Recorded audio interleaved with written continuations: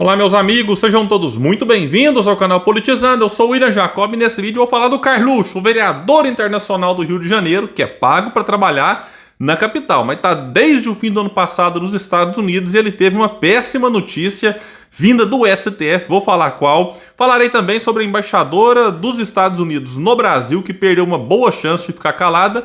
E o STF só pode estar de brincadeira com a decisão que pode tirar a CNH, passaporte, impedir pessoas endividadas de participar de concurso público e licitação.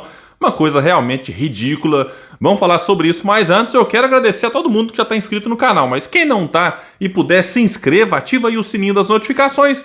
Deixa like se gostar do vídeo, se não gostar faz parte, manda um dislike, comenta, compartilha. Tudo isso é muito importante para que o nosso trabalho chegue em mais pessoas, elas venham para cá se juntar a nós, porque aqui nós lutamos por um Brasil melhor. Pessoal, é o seguinte, antes de falar aqui da péssima notícia que o STF mandou para o Carluxo, vale destacar que ele continua nos Estados Unidos.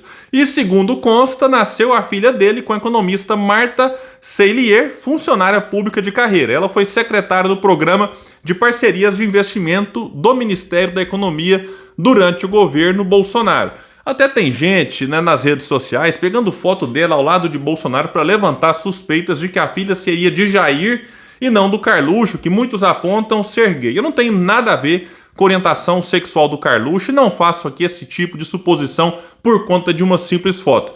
Né, a Marta, a mãe da criança que nasceu, vive em Washington e ela, em maio de 2022, foi nomeada pelo governo Bolsonaro para ser diretora executiva do BID, o Banco Interamericano de Desenvolvimento, para um mandato de 3 anos na capital norte-americana. E aí, vejam bem, que Carluxo agora pode ficar mais uns dias por lá, porque a Câmara Municipal do Rio de Janeiro permite uma licença paternidade de 20 dias. Mas Carlos Bolsonaro só decidirá se pedirá o benefício após o carnaval.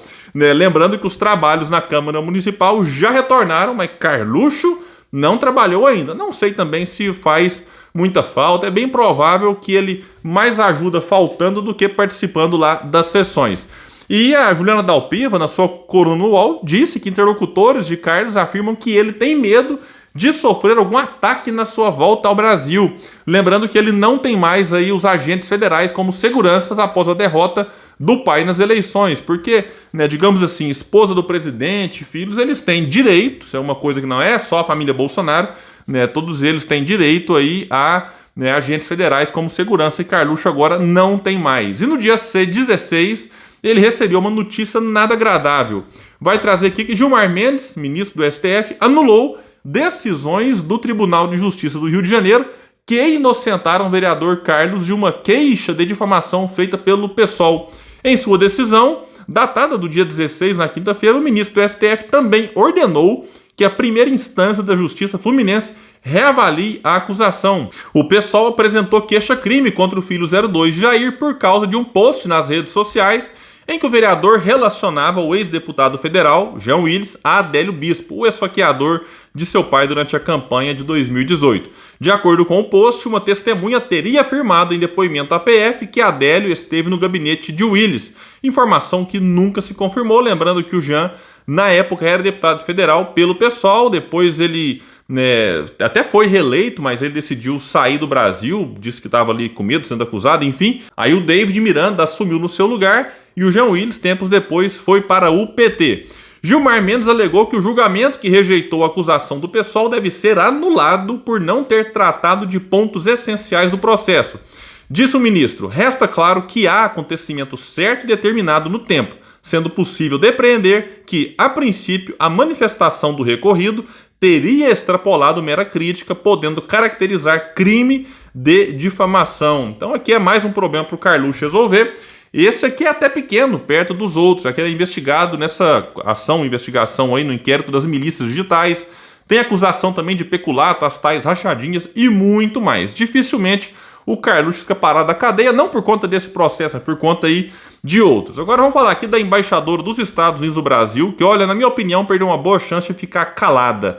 Daqui uma matéria vai dizer que Elizabeth Bagley fez um apelo para que o governo brasileiro não permita que 2 navios de guerra iranianos atraquem no Porto do Rio entre o fim deste mês, fevereiro, e o início de março.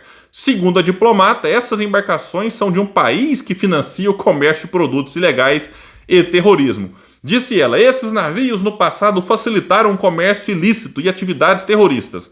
O Brasil é um país soberano, mas não tem que ter mais aqui não. Tinha que ter parado aqui, ponto final. Mas, disse ela, acreditamos fortemente que esses navios não deveriam atracar em qualquer lugar. Bom, aqui então, né, ela diz que o Brasil é um país soberano e coloca um mas em seguida. Não tem que ter mas, como eu disse, o Brasil é soberano e ponto. Né, embaixador norte-americano não tem que dar pitaco aqui não. Sobre os navios ou o país facilitar no passado o comércio ilícito e atividades terroristas, os Estados Unidos não têm moral para falar disso aqui. Eu não estou aqui defendendo o Irã, não. É só apontando assim que os Estados Unidos pensa numa nação que já matou muita gente em nome de combater o terrorismo e salvar a democracia. Né? Coisa curiosa, que os Estados Unidos só se interessam em salvar a democracia, entre aspas, em países que tem petróleo ou alguma riqueza natural. Então tem um monte de país pobre aí que não desperta essa suposta preocupação dos Estados Unidos, essa suposta bondade. E aqui a matéria vai dizer que para evitar problemas com os Estados Unidos, o governo brasileiro adiou a permissão para atracar nos navios dias antes do encontro entre Lula e Biden em Washington, que aconteceu no último dia 10. A ideia era evitar que a autorização soasse como uma provocação ao governo americano. A que ponto chegamos, hein? E aqui diz também que em 13 de janeiro o Brasil concedeu permissão para que 2 navios atracassem no porto entre 23 e 30 de janeiro, segundo uma publicação no Diário Oficial. Só que ela foi posteriormente rejeitada e agora os navios estão autorizados a atracar entre 26 de fevereiro e 3 de março, segundo o Ministério das Relações Exteriores.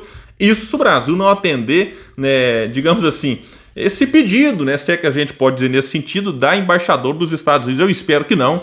Espero que ela fique falando sozinha e que o Brasil, enfim, se tiver que decidir por alguma coisa, que decida, né, por conta do que o Brasil pensa em relação a isso, não simplesmente por conta de pressão norte-americana. E vamos falar aqui agora de um outro assunto que me deixou muito, mas muito chateado, para dizer que o mínimo, porque o STF decidiu que é constitucional a Justiça determinar a apreensão da Carteira Nacional de Habilitação, CNH, e do passaporte de endividados inadimplentes.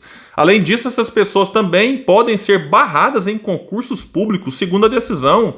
Vamos ver aqui, né, o plenário do STF, vai dizer uma matéria, analisou uma ação do PT que questionava esse tipo de medida. E aí, por 10 votos a 1, os ministros decidiram que a medida é constitucional. Então, além da apreensão da CNH e do passaporte, os inadimplentes podem ser proibidos de participar de concursos públicos e de licitações com poder público. Aí tem algumas regras, eu vou deixar o link aqui no comentário fixo, não me interessam essas regras. Nessa decisão, por 10 a 1 com o voto contrário só do Fachin, é um absurdo. Nós temos no Brasil hoje 64 milhões, mais ou menos, de pessoas com o nome no SPC, pessoas que têm dívida e estão inadimplentes. Né? Agora vamos pensar o seguinte, né? Essas pessoas, elas não estão lá por prazer. Eu tenho prazer de ter um nome sujo, ou eu quero ter um nome sujo. Você pode ter uma pequena minoria que foi responsável, sim, mas no Brasil você tem uma estrutura que é feita para ferrar o povo, falando aqui de forma bem aberta, bem transparente. Né? Quem tiver cartão de crédito, dá uma olhada lá nas letrinhas pequenas, né, que coloca a letrinha bem pequena mesmo. Se você não pagar em dia ali, pagar o mínimo, enfim, você tem juros de quase 400% ao ano. Né? O cheque especial é mais de 100% ao ano. Então a pessoa ela pode ter um imprevisto. Né? Aconteceu um acidente, surgiu uma emergência, um problema de saúde, perdeu o emprego e não consegue pagar a fatura do cartão de crédito ou a compra que ela fez na loja. Né? E aquilo depois vira uma bola de neve. E num país em que muita gente vive no limite mesmo, entre ter o que comer e não ter o que comer, entre ter dinheiro para comprar um remédio para o filho doente e não ter esse dinheiro. Então essa pessoa, ela pode muito facilmente, né, ficar inadimplente. E depois, para limpar o nome, não é uma coisa tão simples, justamente por conta também desses juros criminosos, taxas e multas. Então essa decisão do STF, na minha opinião, é uma decisão abjeta, que visa, na minha opinião, também atender aos interesses dos bancos. Porque imagina agora que muitos, né, podem ler isso aqui, ficar com medo e daqui a pouco sair vendendo alguma coisa que tem em casa ou fazendo alguma loucura, né, talvez pegar dinheiro com agiota, com juros ainda mais altos, para limpar o nome, não perder CNH ou o passaporte, ou prestar concurso, ou não ter o direito de prestar o concurso público, em que ela teria ali a possibilidade, quem sabe, de ter um salário melhor para poder limpar o nome. Mas, enfim, eu acho que diante disso tudo se torna ainda mais urgente o programa Desenrola do governo federal, que está discutido aí. Eu acho que em breve eles vão apresentar os detalhes para ajudar esse inadimplente. Proposta que é muito semelhante, não sei se vai vir exatamente igual, a que Ciro Gomes apresentou no seu programa de governo em 2018. Eu me lembro muito bem que o Ciro naquele ano virou motivo de piada, virou meme, chacota, as pessoas zombavam do Ciro explicando, né, a importância, né, dos bancos públicos entrarem na jogada para ajudar esse povo. Não é doando dinheiro, não, é refinanciando a dívida, algo que já é feito para quem é muito rico. Tem um tal de refis, por exemplo, em que o governo acaba atuando de alguma forma para ajudar no refinanciamento de dívida aí de muitos empresários, fazendeiros, enfim. Então o Ciro propôs isso lá atrás, foi motivo de zombaria e vários jornalistas, Vera Magalhães, inclusive, zombou do Ciro na época, e agora a gente vê que essa medida lá atrás se torna ainda mais urgente diante desse absurdo que foi considerado constitucional lá no STF. Pessoal, então é isso. Deixa aqui embaixo qual é a opinião de vocês sobre isso, sobre o Carluxo e também sobre essa embaixadora dos Estados Unidos aqui no Brasil, dando pitaco nas coisas que o Brasil deve decidir sem nenhum tipo de interferência externa. Valeu e até o próximo vídeo no canal Politizando, um espaço que luta por um Brasil melhor.